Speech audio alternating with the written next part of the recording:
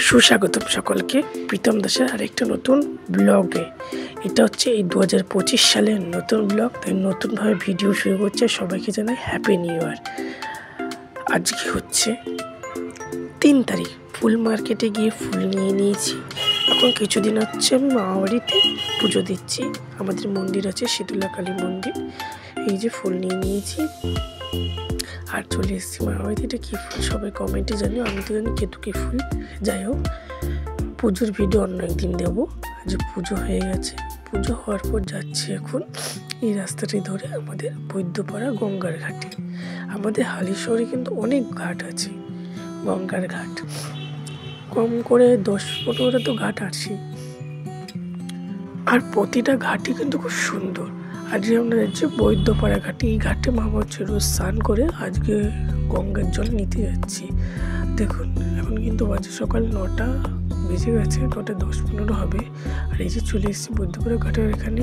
পুরোনো এই যে হেরিটেজগুলো দেখা যায় আগেকার দিনের। যাই হোক, আর যেটা ছোট্ট ভিডিও নিয়ে এসেছি, তোমরা এতক্ষণে ওই ভিডিওটা দেখেওছো শর্টে যে কী সুন্দর। তো এখনও কিন্তু গঙ্গাধর বেশ কুয়াশা আছে, আর এখানে হচ্ছে গাছপালা সব কিছুতে ভর্তি। আর দেখতে দেখতে চলে এসেছি গঙ্গার ঘাটে একদম সামনে। আর পাশে বাঁদিকে রয়েছে বাবার মন্দির। আর এখানে কিন্তু বেশ বড় একটা ত্রিশূল আছে, যেটা কিন্তু আমরা ছোটোবেলার দিয়েও দেখে আসছি এক জায়গায়। দেখাবো ত্রিশূলটি। আর দেখো এখনো কিন্তু কুয়াশা ভালোই আছে, আরও দেখাচ্ছি। জায়গাটা কিন্তু খুব সুন্দর লাগছে। এই যে সেই ত্রিশূল, যার কথা বুঝতে পারছো কত বড়। আর এই যে বাবার আর মন্দির, এই যে সেই মন্দিরটি বাবার মন্দির। এখানে বৈদ্যপাড়া ঘাটে বাবা বিরাজ করেন।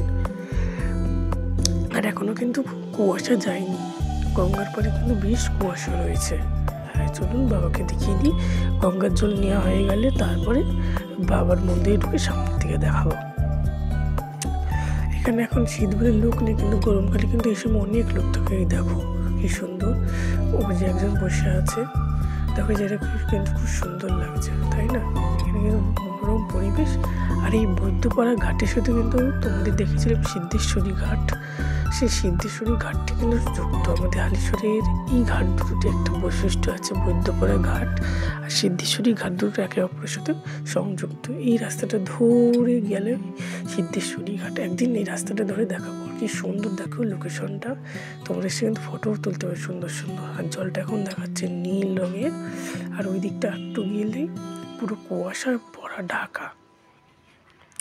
দুর্দান্ত লাগছে, ভিডিওতে কতটা ভালো লাগছে জানি না। জলটা এখন জোয়ার। আর আমিও আমার কিছুটা ক্লিপ নিয়ে নিলাম ভিডিওতে। আমার আরেকটি চ্যানেল আছে প্রীতম দাস নাচে ছন্দে, ওখানে আমি নাচ ভিডিওগুলো দিই, সেখানে একটুখানি দিলাম। এই দেখো এখানে কেউ বলবে কুয়াশাটা কিন্তু সকালবেলা আসলে এতটা থাকে, এবার সরে গেছে। এখানে কিন্তু লোকে হাঁটতে আসে, দৌড়ায়, অনেকে আবার বসে আছে। দেখো ওই দিকটা আর কিছুই দেখা যাচ্ছে না, আর কিন্তু সুন্দর হাওয়া দিচ্ছে। আর সেই সুন্দর হাওয়া কিন্তু খুব ঠান্ডা, যেটা গরমকালেও পাওয়া যায়, গরমকালের থেকে বেশি। আর এই যে পুরো ঘাটটি দেখো খুব সুন্দর। আর এই যে বাবার মন্দির। আর এই জায়গাটা হলো দেখা একটা জিনিস, কি সুন্দর দেখো, সবুজ আর শুকনো পাতা মিলিয়ে কি সুন্দর লাগছে। এইটুকুনি জায়গায় ঘাস। আর ওই যে বাচ্চাটি ভিডিও করছি আসছিল দেখতে। আর এই যে বাবার মন্দিরটি, গঙ্গার ঘাটটি আর একবার দেখায়, এত সুন্দর লাগছে, মনে হচ্ছে ভিডিও করতেই দেখে। এই সবুজ গাছ আর সবুজের মধ্যে ভরা। আর ওই দেখো একটি মাকে দেখা যাচ্ছে, চলো কাছ থেকে তুলি। এই যে এখন তো গঙ্গায় নিষিদ্ধ মূর্তি বিসর্জন, তো মাকে এখানে রেখেই যাওয়া হয়েছে। এই যে একটু অন্নপূর্ণা দেবী, ভালো হয়েছে, মায়ের মুখশ্রীটা আমি তুলতে পেরেছি।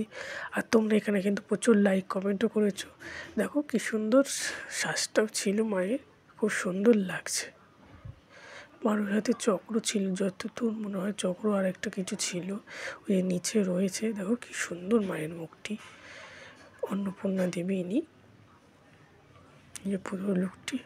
এই গঙ্গার পরে মায়ের মুখ দর্শন আর শিব মন্দির অসাধারণ। চলো শিব মন্দিরটি ভিতর দিয়ে দেখায়। মন্দিরটি কিন্তু অনেক পুরনো, এখন সংস্কার করা হয়েছে।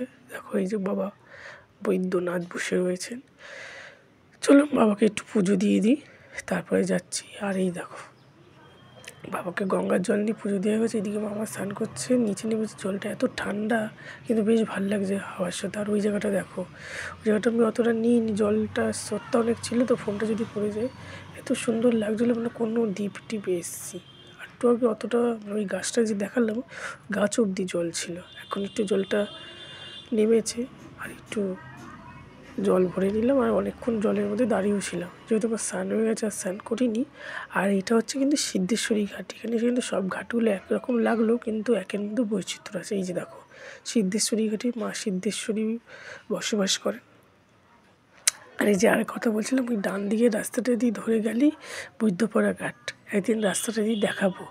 আর এই ছোট্ট ভিডিওটা মুহূর্তটা কেমন লাগলো অবশ্যই জানিও। আর এই দেখো, একটি নৌকা বড় চলে যাচ্ছে, আর এই ঘাটে বেশ লোকজনও আছে। আর এটা ভিডিও দেখেছো আগে। এই সকালবেলার সুন্দর মুহূর্তটা কেমন লাগলো অবশ্যই জানিও। আর ভালো লাগলে লাইক কমেন্ট শেয়ার করো। যখন মা সিদ্ধেশ্বরী ঘাট দেখিয়েছি, তো সিদ্ধেশ্বরী মাকেও দেখিনি। এই যে মা, একদিন পুজো দিতে গেছিলাম, সেদিনকেও একটা ছোট্ট ব্লগ আসবে। তো ভালো লাগলে লাইক কমেন্ট শেয়ার করো, কেমন লাগলো জানিও।